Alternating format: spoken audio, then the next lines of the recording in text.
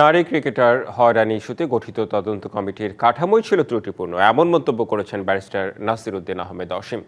স্বাধীন তদন্ত কমিটি প্রতিবেদন জমা দেওয়ার পরও বিসিবি কেন চুপ তা জানতে রুল জারি করেছেন হাইকোর্ট।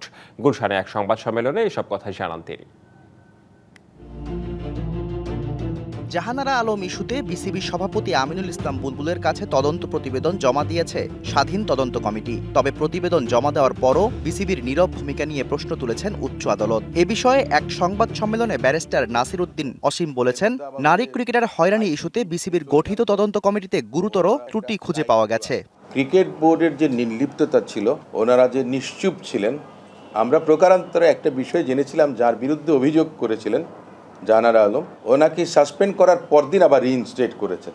তো এই বিষয়টা আরেকজন কৃতি খেলোয়াড় সাবরিনা সুলতানা, উনি আপনার জনস্বার্থে একটা রিটের আবেদন করেছিলেন। ব্যারিস্টার নাসির উদ্দিন আরও জানান, প্রায় 2 মাস আগে বিসিবিকে একটি লিগেল নোটিশ পাঠানো হলেও এর কোনো জবাব দেয়নি বোর্ড। রিট দায়েরের পরই রাতের আধারে তড়িঘড়ি করে তদন্ত প্রতিবেদন জমা দেয়া হয় বলে অভিযোগ করেন তিনি।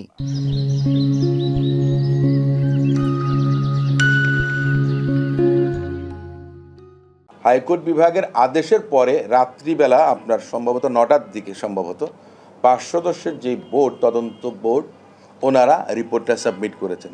এখন এটা কি সলিসিটেড না আনসলিসিটেড, বা ক্রিকেট বোর্ড হয়তোবা হাইকোর্টের যে আদেশটা হয়েছে তার উপর ভিত্তি করে তড়িঘড়ি করে রিপোর্টটা চেয়ে নিয়েছেন। তদন্ত কমিটির প্রধান হবেন একজন নারী সদস্য, যেখানে অভিযুক্ত কোনো কমিটির সদস্য থাকতে পারবেন না। তদন্ত কমিটি গঠনে সেটাও মানেনি বিসিবি। কমিটি গঠনের ক্ষেত্রে হাইকোর্টের নির্দেশনাও লঙ্ঘন করা হয়েছে বলে দাবি করেন তিনি। নারী ক্রিকেটার হেনস্থা ইস্যুতে গেল বছরের শেষ দিকে ব্যাপক চাপে পড়ে বাংলাদেশ ক্রিকেট বোর্ড। এক অনুসন্ধানী প্রতিবেদনে নারী ক্রিকেটার জাহানারা আলমের বক্তব্যে উঠে আসে কিভাবে কোচ ও অফিসিয়ালদের কাছে হেনস্থার শিকার হন এদেশের নারী ক্রিকেটাররা। Shahriar Hossain, DBC news, Dhaka.